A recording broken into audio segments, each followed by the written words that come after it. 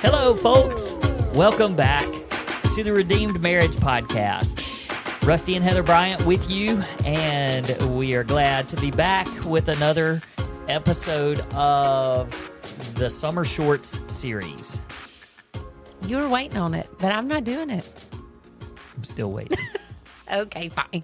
Summer shorts, do do do do do do. Summer shorts, do do do do do do. Summer shorts, do do do do do do. Summer shorts. But in a few short weeks, I'm gonna change the song. I know. Y'all see what happens when she's off work for the summer? So I was reading through a lot of these questions that we have gotten, and some of them we can literally answer in 2 minutes. Some of them I think I could answer in 1 sentence. And so we can't do a whole podcast about those, but I think that they're important questions. So what I want to know from you is, can we give out more than one item of swag per week? Sure, but I'm also 100% sure that we can never answer a question in one sentence. That's not true. So are you ready for my new song that I'm going to name it? I guess so. I think you're going to like it. Okay, here it goes. Daisy Dukes, Dukes. Why don't we just do this? Just a good old boy. That's from the Dukes of Hazzard. No, it's not. Never meaning no harm. No. Beats all he never saw. Been in trouble with the law since the day he was born. You're going to get us kicked off YouTube. No, it's fine. All right, But hey, you let's didn't move like into my song. I did. Daisy, Dukes, Dukes. We could even do it that way. Dukes. Well, that's what I was going to do, but you cut me off. All right, we're in the middle of our summer short series. We're answering your questions. It's been a ton of fun so far. 4 down. Actually, I don't know, because we're fixing to actually do a couple of these, so I don't know. This one might be Maybe 5th or 5 and 6th. Who 6? knows? Maybe. We'll see. But we're answering your questions, and keep them coming. You've got all throughout the rest of the summer, with all of June and July. You can go to our website, click on Contact, click on Ask, and submit your question. You will be entered into a drawing for a double date with Rusty and Heather. Yeah, I was reading through these questions today, and somebody on the enter me for the drawing for date night or nah, and somebody put nah. It hurt my feelings. Well, there's been a lot of questions, and if we only have one nah so far, that's okay. I was like, oh, they don't want us to meet them. Okay, but today's question. If that's you that said nah, we're going to just knock on your door one day. I don't even know where they were from. But I don't know, but that person is listening right now going, oh shoot. They're going to come to my house. Okay. All they right, may what's not the have question? put their address since they said nah. I don't know. We can find Okay. you. We know people. You're freaking people out. Stop. We're not going to do that, person. No, we love you, even if you say nah. That's right. Okay, so today's question comes all the way from Clinton, Mississippi. That's our town. That's our town. I know, but I just really love this question. Well, it's probably not fair if we don't do one from our hometown, because we've gotten quite a few. I mean, there's a couple of people that listen to us around here. So. And so it is from our very hometown. All right, let's do it. Clinton, Mississippi. Go. And the question says, what are your best tips on how to intentionally create time to connect with your spouse, even with young kids? Not just physical intimacy, but also to connect in an emotional, intimate way with young kids. Now, I will say that we've had more than one question about this. I liked the way this one was worded, and it specifically asked about young kids. But I think kids in general can have a tendency to take away from your time to be spiritually, emotionally, physically intimate. And so I think the question in general that we need to answer is how to be intentional about that. And if you don't have kids, don't cut us off, because you may have other things in your life that take that role. I think that I mean, we have grown kids. Yeah. And we still have to figure that and out. if you don't have kids, there's jobs. I mean, hobbies. There's all sorts of things that can take your attention. Right. And so it's how can you be intentional? But I will say with little ones running around, it makes it exceedingly hard. Okay, go. Give them your answers. You go. I read the question. No, you go. It's your You turn. go. Okay, it is a good question because I do think it applies to everybody. But let's talk a little bit just about, with kids and having little kids and all the difficulties that come along with that. So there's a lot of difficulties that come along with that. One is, I mean, people that have children are just tired all the time. And it's not like the toddler stage is less or more tiring than the next stage, because then all of a sudden you get into this, we're in 10 different activities, and we're Travel taking ball. we're going to all these sporting events, and all this, we're having to divide and conquer, and you're taking one kid this place, and you're taking and it does, a lot of times it just feels like you're passing in the wind. Right. And so there definitely needs to be some intentional time, because one of the dangers that I see in this is saying, oh, this is just a hard season, so it's not going to last forever, and then we'll circle back around. Then and we'll reconnect. You will reconnect. If you start neglecting your marriage, even in those hard seasons, you're going to get on the other side of that season and go, I don't even know this person. That's right. And it's really, really hard to get back to a place. And to relearn them. And I will say, I'll just throw it out there. We did not do great with this before pre-affair. I mean, we didn't. We were great parents, and we poured into them amazingly, but we neglected to pour into and make a priority for ourselves.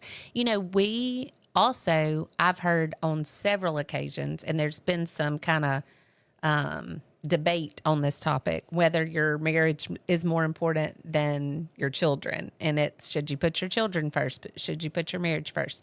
And we are very firm believers in putting your marriage first, and then your children benefit from that. That's right. And so on that topic, I think that we also did a better job post-affair.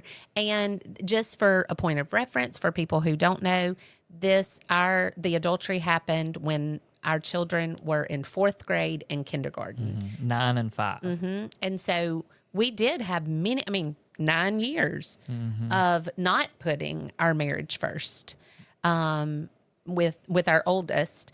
And then kind of we were being forced to change that, because we knew if we were going to make our marriage work, it had to come first. And so I would love for people listening to this to be able to pull and glean from what we learned and what we did post affair, so that it doesn't get you into the position that we got into. So let me just start by saying too that we just preach so much and harp on self-care, and that the health of your marriage can only be as healthy as the least healthy member of the couple. That's right. So that's where it starts. Like, you can just for a second set aside the how do we stay connected if you're not healthy, and that means taking time for your own spiritual growth. That means just taking time for yourself to be, whatever it is that you need to be healthy, exercise, eating right, enough sleep, all of that.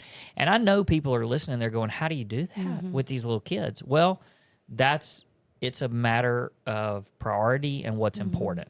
And so we're saying that for your spouse to have your best, and for your kids to have your best, you need to be at your best. And in order to be at your best, you have to make time for yourself. Yeah.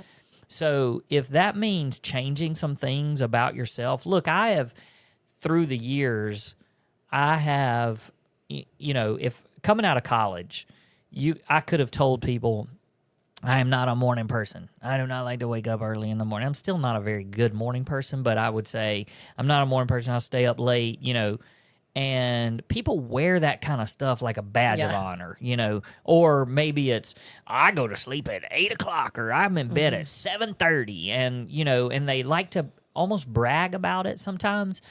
And what needs to happen is you need to figure out the schedule that benefits you and your family.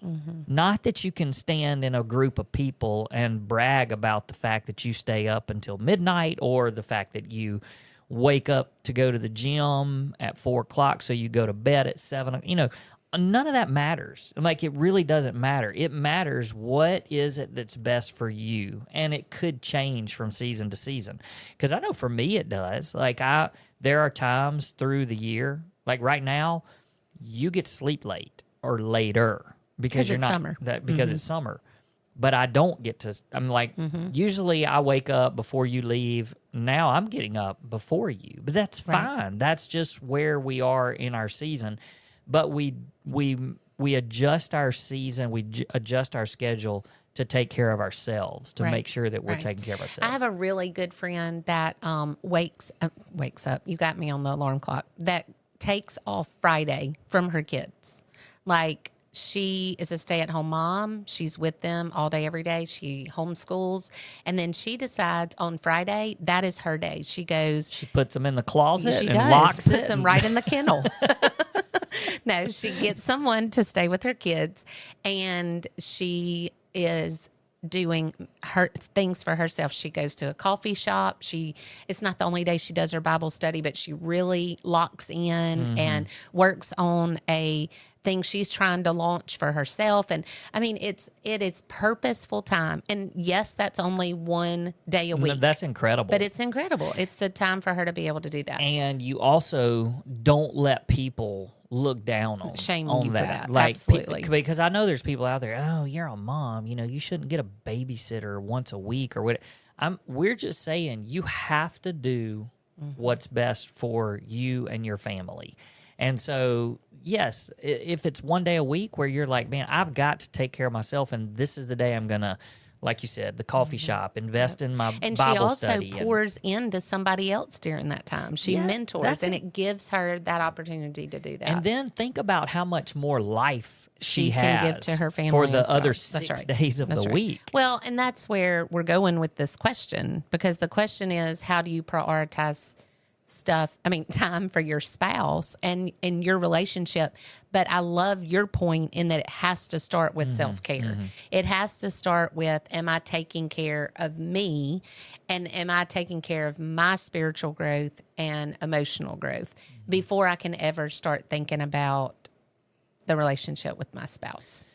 Yeah, so let's transition just a little bit and talk about, how do you connect and stay connected during these hard seasons, these busy seasons. What are the things that you can do? Like, let's just, the word, I think it said, what are some tips? Yeah. So let's just give some tips. Yeah. And, we mentioned. Not just tips. What are your best tips? Oh, best tips. Let's do those. Well, our tips that aren't our best, let's leave those off. Let's just give our best tips. Okay. So I think that just like that, taking that, the friend that takes the one day and gets somebody to stay with the kids or make sure that they're taken care of, and maybe it's the husband that gets to stay with them. So whatever it is, it's not different from doing the same thing for you and your spouse. That's right. Like, find time. And this does not mean that once a week that you're going and you're putting on pants and a nice shirt to go out to eat. Dress. Like, it doesn't mean that, but it does mean that, hey, the two of us are going to schedule time for each other. And once a week would be great, just like in the case with this. But I understand you're going, well, if I take one day to take care of myself, and then there's one evening or whatever where I'm taking, but even for this person, what if on that Friday, that's their day, they take care of themselves, and then on Friday evening, they go out with their spouse? Right. Could you imagine how much that husband gets out of that night after Right. after his wife has been all day just making sure that her tank was completely full. And then the husband benefits from that. And then the next morning, Saturday morning, the kids benefit from it. There's just so much to be said for making time and scheduling time. Now, you got all of these people that they're going in 100 different directions, and so they're like, And "There's not." we were those people. we were. So, I mean, but it is taking that calendar and going, "Hey, this night, there's not anything crucial, or Luke has soccer practice. I'm backing up in life, but Luke has soccer practice. We can get a grandparent, or we can get a friend, a neighbor, that's going to the soccer fields to take them. That night is going to be sacred for us for that. And we had to be so creative during that time. Like even when I can remember, we would go on walks sometimes when the boys were at soccer practice, like at the field, but it was just us, and we talked and we walked. It doesn't have to be like you said. It doesn't have to be a special put on a dress and suit and tie and go to a nice restaurant. It can be just purposeful time together. And I hear in my head, but we're so tired once we get the kids to bed. And I mean, I get that too, but laying on the couch together can be special for a little while too.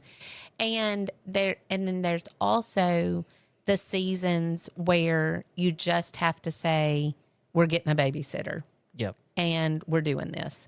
Now, I also can remember times, and let's talk about this for a minute, where we sat down with our calendar and we were like, okay, you're taking Luke to that tournament. I'm taking Logan to this tournament in different cities. And then Monday through Friday was they have soccer on this night, baseball, blah, blah, blah, blah, blah on those nights. And literally we looked at our whole week and got nothing.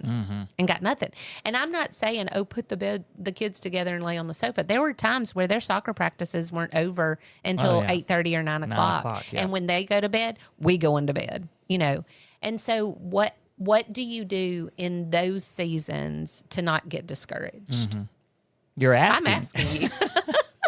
I have some thoughts too. No, I think that those are the seasons where you're stealing the little minutes. Right. And you have to understand that the little minutes add up. And if you're stealing little minutes every day or every other day, then all of a sudden you've got time. It's not one block of time. Right. But it's time. And so I even think about, hey, can we just make sure at the end of an exhausting day that we're in the bed at the same time? Again, I know, look, we're admitting there's challenges to all of this. We're just giving some tips. Sure. If you're able to look at your day and you're like, hey, every kid is going to be home from their practices by whatever time, we're going to get them bathed, we're going to put them in the bed, and we know that the exhaustion of the day and the week, it's not going to allow us to have this time of, let's talk for the next 30 minutes. Like, we're going to fall asleep probably, but let's just make sure we're in the bed together, we check in together, and if nothing else, you turn on the TV and you lay there and fall asleep together. That is intentional, and that's just stealing moments. And it's that being you have together. to have. That's right. And I think that if you know you're going to have a night like that it also is super important to check in during the day. Like, Stay connected. All through the day. Just wanted you to know I was thinking about you. How did your meeting go? I know that the class you're dreading is coming up. Just being intentional to allow your spouse to benefit from the fact that you are thinking about them. I mean, that gives so much life. Yep. And just knowing that your spouse, even though they're incredibly busy, they took 2 seconds to text you and say, I'm thinking about you. Yep. That's being intentional. That's not dinner, steak and wine. It's a text. Yep. But it still fuels the the flame of knowing that you're cared about and loved and thought about, even in the craziness. So I got two things. I don't want to forget them. One is if you have kids that are going in different directions, one of the things that you need to be really, really careful about is not gravitating towards one kid. So, I understand that when you have maybe a boy and a girl, it's just easier sometimes for the dad to go with the boy to their practices, the girl to go, the wife to go with the daughter to cheer or tumbling or whatever. We didn't have those, so I don't know what all they did. They would have still gone to soccer. But be really careful about, especially those weekend trips and things, be very intentional about flipping that up sometimes because you don't need to be stuck in a spot where dad just goes with this person or with this kid and mom just goes with this kid. So the other thing that I was thinking about is, all right, we've kind of thrown out some things, and most of the stuff that we've thrown out, people are probably like, yeah, I mean, I get it. It's still hard. I just want to, there's a book that Ted Cunningham wrote. It's called Fun Loving You. And it just talks about continuing your relationship and having fun. And we've talked about this before. We don't necessarily love the language, the language. He doesn't cuss. We don't necessarily love the wording and stuff, but it is, if you were to say, we just need this lofty goal to shoot for, this is, to me, this is it. He emphasizes a daily delay, which is every day you find at least a few moments to just, like I've been saying, steal away to where you can just communicate. If it's at the end of the day, if it's at the beginning of the day, if it's smack dab in the middle of the day, but it's a daily delay to where you're emotionally connecting. It's not that you're going on a date every day. You are taking 10 minutes, 15 minutes to 5 minutes to where you're just saying, hey, how's your day? What can I do to help? We have a little tool that we started back that we can share that at some point, but it's just finding a time to emotionally connect. The second thing is the weekly withdrawal. And we used to look at that and go, oh, yeah, right. Who has time for a weekly date night? But we've learned through the years it's not just planning a date. It's just saying, just like we said at the beginning, look at that calendar and go, hey, Thursday, we're going to have a time to be together for an hour. And even like you said, even if it's everybody's going to be at the soccer field together, so instead of you staying home and cooking dinner, why don't you come too? And we go for a walk. We pick up food on the way home, that type thing. But it's a weekly withdrawal to where you're taking a more significant amount of time to do something together. And then the other one that he encourages, so it's three things. The other one is the annual abandon.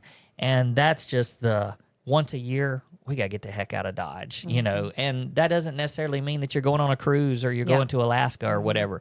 It could be that you're just going overnight to a bed and breakfast because that's all you can afford for that year. And we have lived there, so we know that. Or you send the children off to grandparents and you stay at home. Yes, exactly. And that's cheaper. That's right. So I would say that if you need just a goal to shoot for, daily delay, weekly withdrawal, and annual abandon, it's a great formula. If you get that right, then you are going to be connecting. Yep. And it may feel like you're not. And I feel that in that question. Yeah. And I feel that when I talk to other people, it's like, but I want more, but I want more. And that's where the seasons come in. That's where, as long as you're being intentional, the next season is going to look different and there might be more time. And so don't get discouraged as long as you're being purposeful. If you throw whatever to the wind and you're like, what's that saying? Caution? Yeah, is that right? to the wind. Yeah, that's not probably right. But anyway, if you say just whatever and you're not intentional, then there's danger. But if you're being intentional and you're doing the best you can and you are being purposeful. Well, don't take for granted the moments that you're together, like going to church together and you're sitting together and you're just like, yeah, it's not looking eyeball to eyeball and communicating, but you're together and you're going to your child's program or your child's soccer game and you're sitting together. Like, don't You're think, being a team. Yes, don't think that that's not connecting That's you. right. And there is a way to make sure that that's connecting you, because what's going to happen is if you do those things, there's a difference in doing those things as a team and then for the spouse that every free moment they have, I don't want to step on toes, but you're going to the hunting camp or, there's a place for that because that is taking care of yourself. That's right. But if that takes over, I'm going to the golf course again. Those things, if it takes over your life where you don't have time to connect with your spouse, then there's a problem. Right. And hopefully there's a balance in that you still get to go to hunting camp because that brings you joy, that you're making time for your bride as well. And even in the car, take advantage of the fact that you may be sitting in the car driving 2 hours to a soccer game or whatever you're doing for your child. Take advantage of that opportunity to connect because your kids are back there on their phones or their iPads or devices and stuff. They're not paying any attention. So chat, talk it up. All right. Hope that helps. That helps. All right. Our Clintonian. Okay. Our oh my gosh, it's just gone. It's gone. It's the word's not there. Not former Clinton, our fellow Clintonian. Gosh, chemo brain is real. All right. We're going to sign off now on that. All right. We'll see you guys next week. Have a good one.